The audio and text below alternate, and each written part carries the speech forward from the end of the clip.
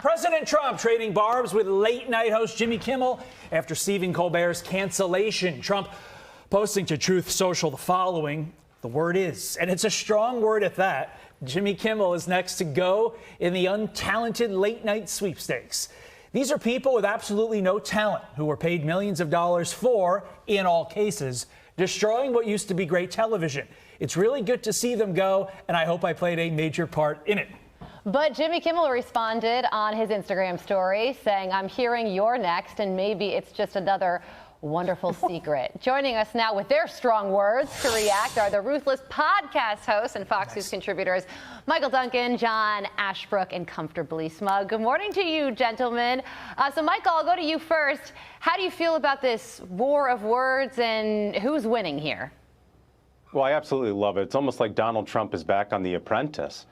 And, you know, you look at Colbert, he had bad ratings, but they have even worse ratings. I mean, look at Gutfeld's show. He's doing 1 million more viewers every night than these folks on broadcast. So I love the fact that Donald Trump is trolling all of them for their low ratings. The problem for all of these guys is that they turned late-night comedy into a liberal sermon, and nobody... President Trump reignited his feud with late-night television, firing back at Jimmy Kimmel and Stephen Colbert by calling them untalented, overpaid, and responsible for the downfall of what was once great television.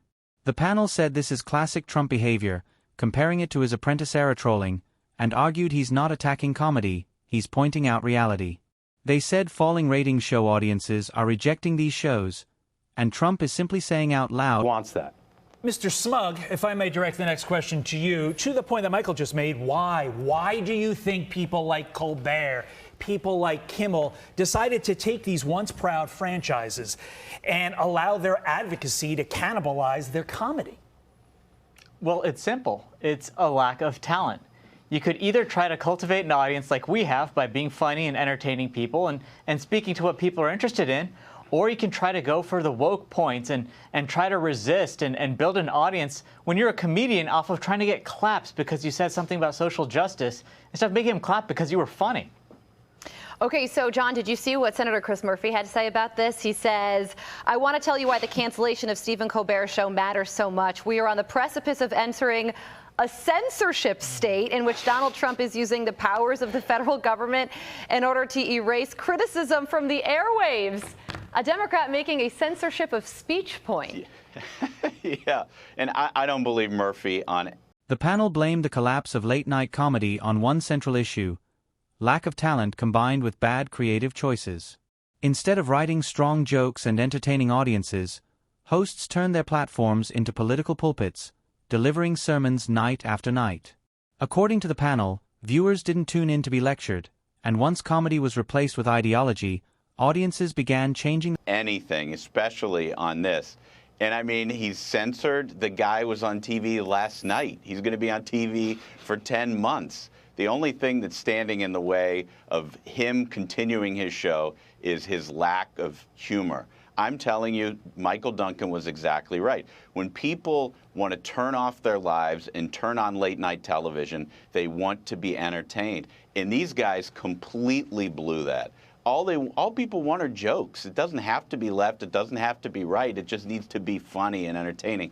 And Duncan's right. That's exactly what Greg Gutfeld delivers on a nightly basis. Yeah, and to that point, on the Gutfeld point, like I do Gutfeld very often, he makes fun of both sides pretty equally. I've been on there a lot where he just eviscerates Republicans, but to the point, it's extremely funny. So, Michael, how long before late-night TV, as we know it, Gutfeld notwithstanding, quite frankly, ceases to exist? Panelists said comedians face a simple decision: focus on humor or chase political validation. Late-night hosts chose ideology over entertainment, sacrificing laughs for applause from like-minded audiences. They argued that people turn on late-night TV to escape daily stress, not to hear speeches about social justice or partisan talking points, and that mistake cost the... I mean, they just got to totally retool the model, take it back to basics. Think about, like, Letterman, you know? Letterman knew what his job was every single night. It was to entertain people, tell them some jokes, have some interesting guests. And the problem for people like Stephen Colbert is that if you look back at, like, who he had on the show in 2024, it was Bernie Sanders, AOC, these sermons, and it's just people they changed the channel. They got to go back to basics. Oh, okay, so where are we? John? No. Who should I go Smug. to? Smug. Okay. Democratic claims that late-night cancellations amount to censorship were dismissed outright by the panel. They argued there is no government silencing happening, no crackdown on free speech, and no political erasure from the airwaves. Instead, they said the real reason these shows are struggling is that audiences stopped finding them funny, and no amount of political framing can change. Well, I asked her that, how can President Trump have any of an agenda left when he's already accomplished every single thing he promised in the first 6 months? She was like, we're still coming up with ideas. We're going to let Stephen Miller run wild. They've already closed the border. They've made America safe again. You see, around the world, America is respected. Iran, their nuclear program is completely done. America's back. And from here on, I think every Democrat needs to learn the American people voted for Trump. They're happy with the results. Get out of the way and let him go. John, we have 15 seconds. Take us home. What do you make of the contrast between the last two press secretaries, KJP and Leavitt? I mean, you could not find more of a stark contrast.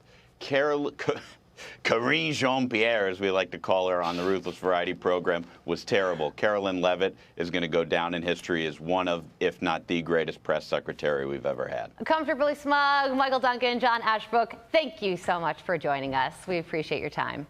Greg Gutfeld was highlighted as the clear contrast to failing late-night formats.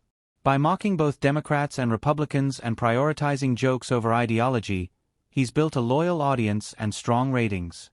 The panel said his success proves late-night television isn't dead, it just needs to return to basics. Sharp humor, entertaining conversations, and a willingness to make fun of everyone.